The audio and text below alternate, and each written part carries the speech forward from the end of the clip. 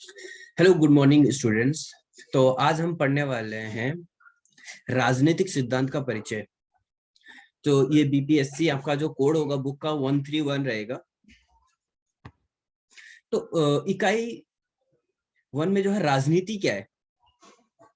अब आप ये सोचेंगे राजनीति से आप डायरेक्टली जो है जो आपके ये इलेक्शन चल रहे हैं आप उस बारे में संदर्भ में सोच रहे होंगे, बट ये थोड़ा उससे रिलेटेड नहीं रहेगा। थोड़ा ये राजनीति मतलब कुछ और उसका रहेगा।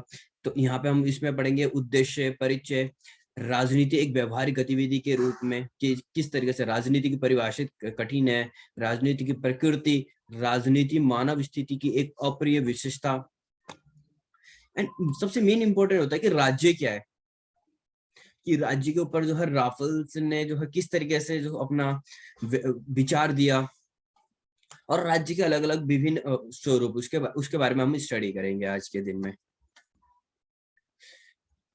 और साथ ही हम जो है शक्ति का वैध उपयोग। अब भाई जब पर्टिकुलर जब भी हम कि एक राज्य को बनता है तो उसके अंदर कोई किसी न किसी व्यक्ति के पास पावर तो रहेगी ना। अब पावर जो उसको किस तरीके से डिवाइडेड किया गया है वो भी एक खास बात है। जैसे ये कह रहे कि वैध पर मिक्स मेवर है ना, वैधता राजनीति विज्ञान का केंद्रीय मुद्दा, अवैधता की प्रक्रिया, जोड़ तोड़ की स्वीकृति या सहमति, राज्य प्रशासन के कार्मिक अभिजात वर्ग, संदर्भ, और इसमें से कुछ क्वेश्चन भी रहेंगे। अब ये राजनीति से आप जो है ये टॉप जो है लीडर है अभी जो है न्यूज में कुछ ज्यादा जो है चल रहे हैं। आप जो है इनको तो जानते ही होंगे। ये हमारे भारत के प्रधानमंत्री नरेंद्र मोदी, एंड ये जो है आपके रशिया के राष्ट्रपति पुतिन, एंड ये अमेरिका के राष्ट्रपति जो बाइडेन। और ये जो ट्रेंड में चल रहा है वो रशिया वर्सेस यूक्रेन का वॉर। ये आपका जो यहाँ पे जो बॉर्डर है, बॉर्डर से इधर साइड में जो लगा हुआ है यूक्रेन। अब उद्देश्य, स्नातक स्तर की डिग्री में राजनीतिक सिद्धांत में नए पाठ्यक्रम के पहले भाग की यह परिचयात्मक इकाई आपको राजनीति के मूल अर्थ के बारे में बताती है और इस प्रकार से राजनीति विज्ञान के अनुशासन के मूल सिद्धांतों के बारे में भी बताती है। इस इकाई के माध्यम से आप यह समझने में सक्षम होंगे क्या राजनीति क्या है, राज्य का अर्थ, शक्ति का अवधारणा का वर्णन और व्याख्या तथा वैधिकरण और परियोजनात्मक पर चर्चा। हम इस रिलेटेड पूरे टॉपिक को क्लियर करेंगे आज। तो सबसे पहले परिचय कि भाई इस इकाई का मुख्य उद्देश्य राजनीति की अवधारणा को समझना है। राजनीति का सार एक ऐसी व्यवस्था की खोज लाना है जिसे लोग अच्छा मानते हैं। अब ये राजनीति जो शब्द है ये आखिर आया कहां से। आपने 11th-12th में पढ़ा होगा जो कि राजनीति जो शब्द है वो एक ग्रीक वर्ड है जिसका अर्थ होता है पॉलिश, जो पॉलिश से लिया गया जिसका अर्थ है नगर, नगर और राज्य। अब राजनीति जो आप जो ये पढ़ रहे हैं राजनीति, ये आज नहीं, सन 2000 साल पहले, जब 1500 साल पहले उस टाइम पे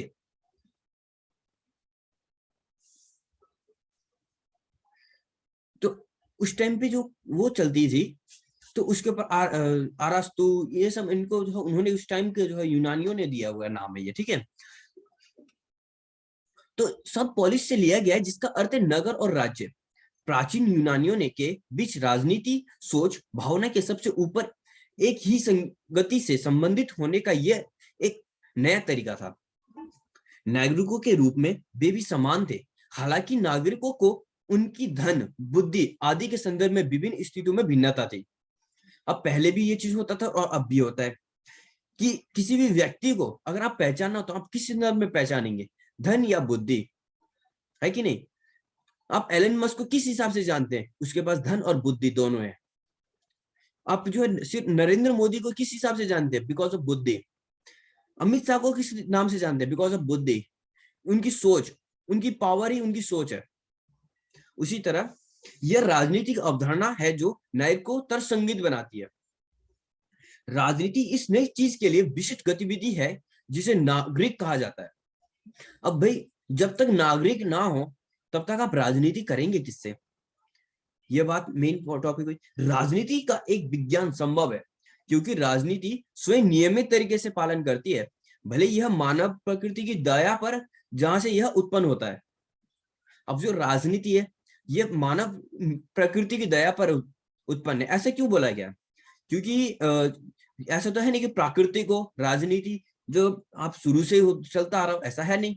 पहले जो आप जानवरों के बीच में देखे चाहे कुछ में, वहां पर राजनीति ऐसा कुछ नहीं दिखता।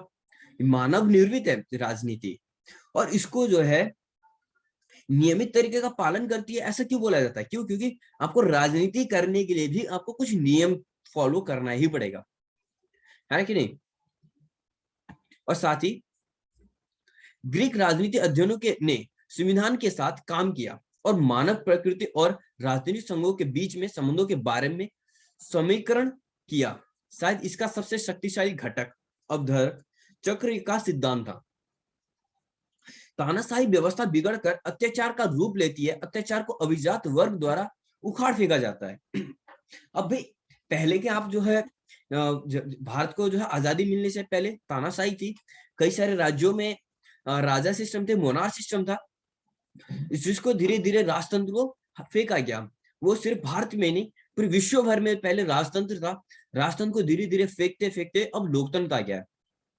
लेकिन जो आबादी का शोषण करने वाले कुलीन वर्गों में बदल जाता है, जो कि बाद में लोकतंत्र के द्वारा उखाड़ फेंके जाते हैं।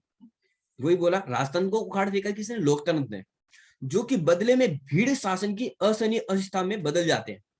अब क्या होता है, जब एक व्यक्ति जब एक भीड़ में कई लोगों के साथ जब अत्याचार बढ़ता जाता है, जब वो भीड़ एक साथ हो जाती है, तो वो जो है किसी भी चीज का जो है उनको जो है बहिष्कार करने में बहुत सरल हो जाता है। वो किसी भी चीज का आसानी से उसका बहिष्कार करते हैं और कर सकते हैं।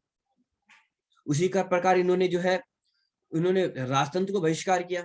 लेकिन अब क्या सिस्टम हो गया है, आपने राजा को तो हम अब यहाँ पे कुछ शक्तिशाली नेता खुद को राजा बना लेते हैं। इसका सबसे बड़ा उदाहरण है, आप चाहे चाइना का ले लीजिए, चाइना में शी जिनपिंग, आप नॉर्थ कोरिया का ले लीजिए किम जोंग उन। तो उन्होंने राजतंत्र तो खत्म हो चुका है, परंतु अब तानाशाही सिस्टम शुरू हो गई है। आप इस संदर्भ में आप इसको जो है समझ सकते हैं।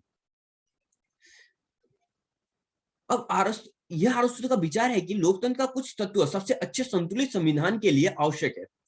अब भाई, लोकतंत्र का तत्व अच्छे संतुलित संविधान के लिए आवश्यक क्यों है?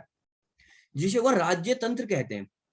अब राज्य तंत्र आप समझते हो, राज्य तंत्र वो होता है कि भाई राज्यों को चलाया कैसे जाए, वो संविधान के अंदर लिखा जाता है।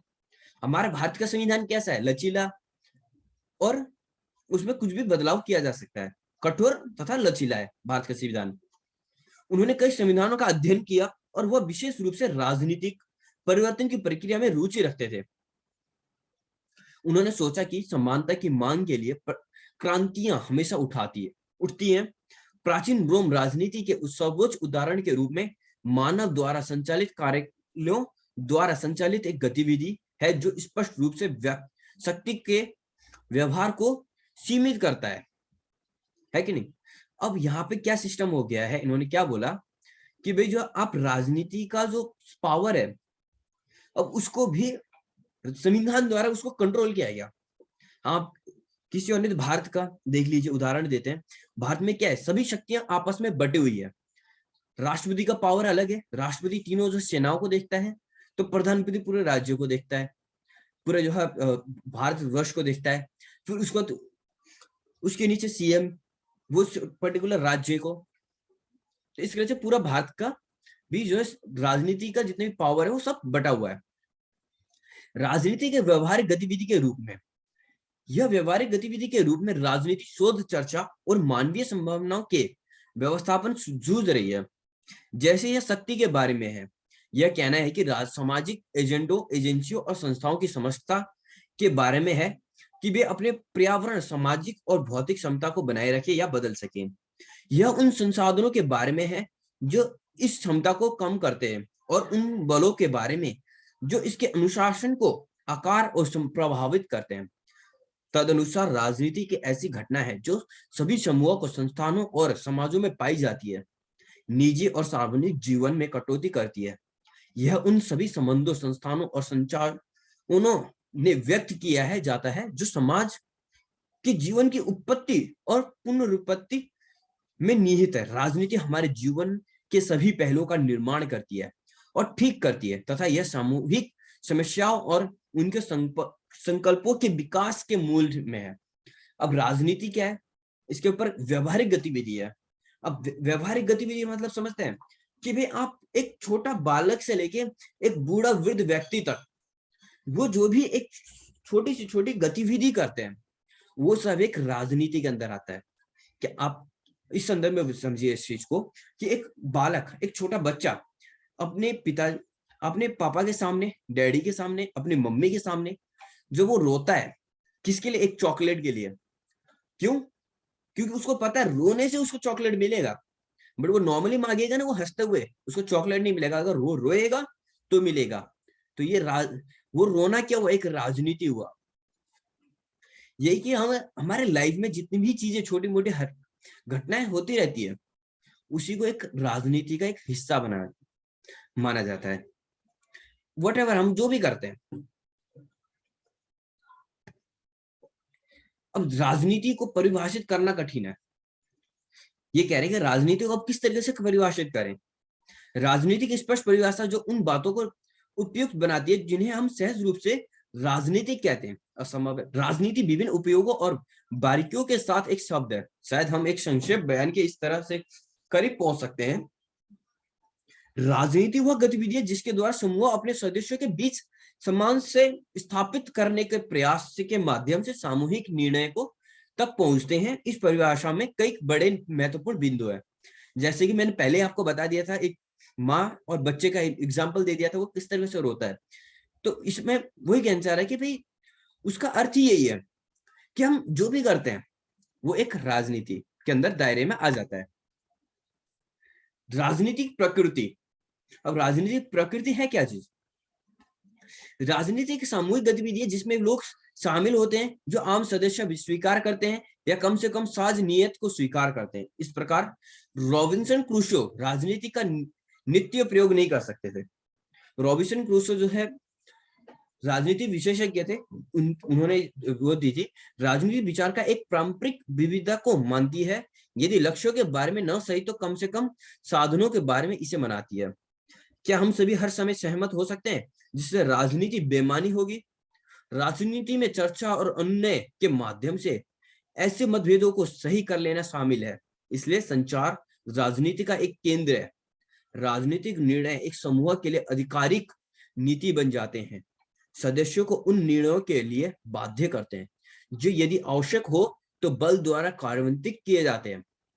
अब राजनीति के अंदर कुछ भी होता है, अब कई जगह जो हमें बल के थ्रू भी काम करवाना पड़ता है, तो वहां पे बल का भी इस्तेमाल होता है।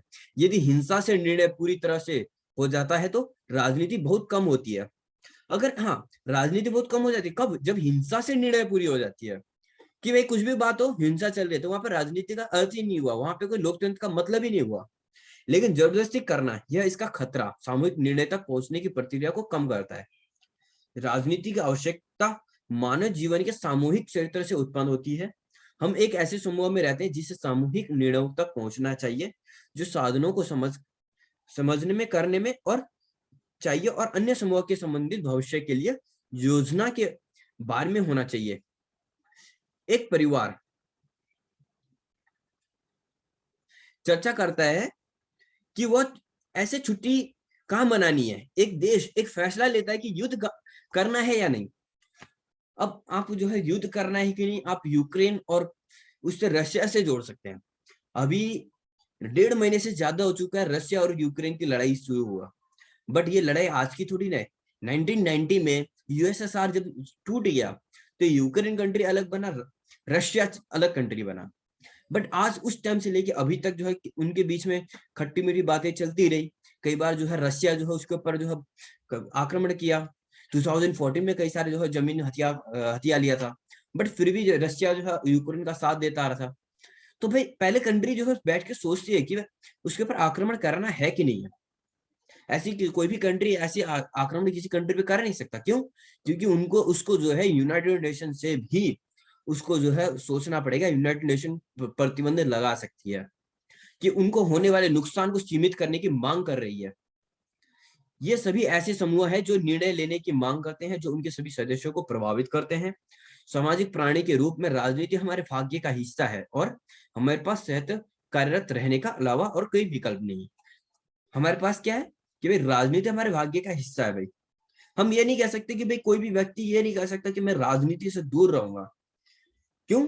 क्योंकि भाई राजनीति हमारे समाज का एक हिस्सा है, हर एक व्यक्ति का एक हिस्सा है। इसलिए अब राजनीति मानव स्थिति की एक अपरिहार्य विशेषता।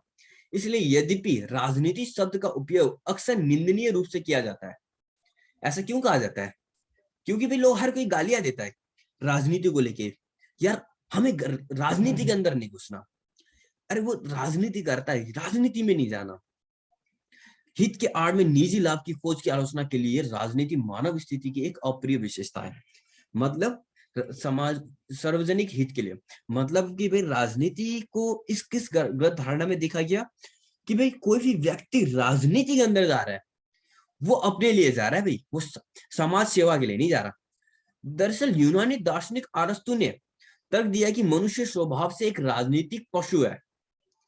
इससे उसका तात्पर्य न केवल यह क्या कि मनुष्य स्वभाव से एक राजनीतिक पशु है, इस केवल यह था कि राजनीति अपरिहार्य, बल्कि वह यह आवश्यक मानव गतिविधि है। राजनीति जुड़ाव वह विशेषता है जो सबसे तेजी से हमें अन्य प्रजातियों से अलग करती है।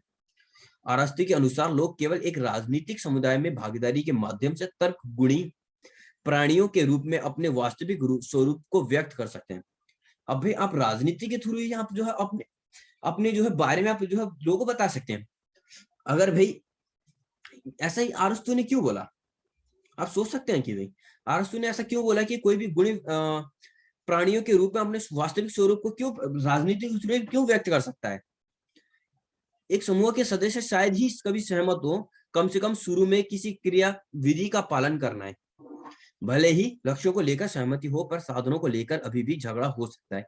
इसका अर्थ कहने का मतलब ये है कि कोई भी व्यक्ति अगर एक टीचर बनता है या फिर कोई लॉयर बनता है, कोई डॉक्टर बनता है, वो उसने जो किया अपने कार्य को, वो राजनीति के थ्रू, वो अपने आप को जो क्या बोलेगा, मैं I am a doctor, I am a lawyer, I am a teacher.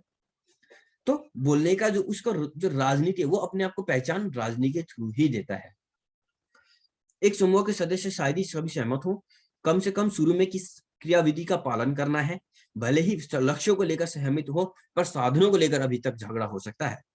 फिर भी निर्णय पर पहुंचना चाहिए। यह एक तरह से या दूसरे और एक बार किए जाने पर यह समूह के सभी सदस्यों को प्रतिबद्ध करेगा। इसका कहने का मतलब क्या है, आप जो है कुछ भी कार्य करते हैं, ठीक है, तो जो है उसमें कई व्यक्ति वो काम करना तो चाहते हैं, लेकिन किस तरीके से काम करना है वो सबका विचार, सबका मत, सबका जो है वो अलग अलग रहता है। इसका कहने का मतलब है अरस्तु का, लेकिन करना वही है, चाहे किसी भी तरीके से करना है। इस प्रकार राजनीति में कई प्रकार के विचारों को व्यक्त करने और फिर एक समग्र निर्णय में संयोजित करने की प्रक्रिया शामिल है। तो राजनीति क्या है कि भाई जब कई सारे अलग अलग विचार जब मिल जाते हैं ना, उसका एक जो निचोड़ बन के आता है वही एक राजनीति है। कि भाई उन्होंने राजनीति के थ्रू क्या निचोड़ निकाला, क्या संक्षेप में पहुंचे। इस प्रकार राजनीति में कई प्रकार के विचारों को व्यक्त करने और फिर एक समग्र निर्णय में संयोजित प्रक्रिया शामिल होना, जैसा है कि शिवेली बताते हैं, राजनीतिक कार्रवाई की व्याख्या एक सामान्य तरीके से तर्कसंगत रूप से सबसे अच्छा समाधान निकालने के तरीके के रूप में की जा सकती है, या कम से कम एक उचित सामान्य समाधान निकालने का एक तरीका हो सकता है। यानी राजनीति का तो उन्होंने क्या बोला, शिवेली ने, राजनीति तर्कसंगत के रूप में सबसे अच्छा समाधान है। आप जो कुछ भी बात हो तर्कसंगत करिए। तर्कसंगत मतलब राउंड टेबल में बैठ के बात कीजिए, कुछ भी बात हो तो उसके थ्रू हल निकाला जा सकता है। यूक्रेन और रशिया की लड़ाई में क्या बोलते हैं, राउंड टेबल में बात करें, राउंड टेबल में बात करें, राजनीति के थ्रू बात करें, समस्या का हल निकल जाएगा। लेकिन वॉर, लड़ाई झगड़ा दंगे से कोई भी हल नहीं निकलेगा। उनके कहने का मतलब ये है, यह कम से कम एक उचित सामान्य समाधान निकालने के लिए तरीका हो सकता है। यानी राजनीति में जनता की पसंद शामिल होती है। मतलब जब एक राउंड टेबल में जब बात होती है ना बड़े लोग, तो वहां पे जनता के थ्रू, क्योंकि भाई राजनीति में राउंड टेबल में कौन बैठता नहीं कि भाई मिनिस्ट्रीज रहते हैं, मिनिस्ट्रीज कौन चुनता है, जनता चुनती है, लोकतंत्र चुनती है। इस तरीके से तो वो जनता की ही आवाज कहलाती है जब राउंड टेबल में बात होती है। तो आज के क्लास के लिए इतना ही। तो मिलते हैं हम अब आपको जो है नेक्स्ट क्लास में।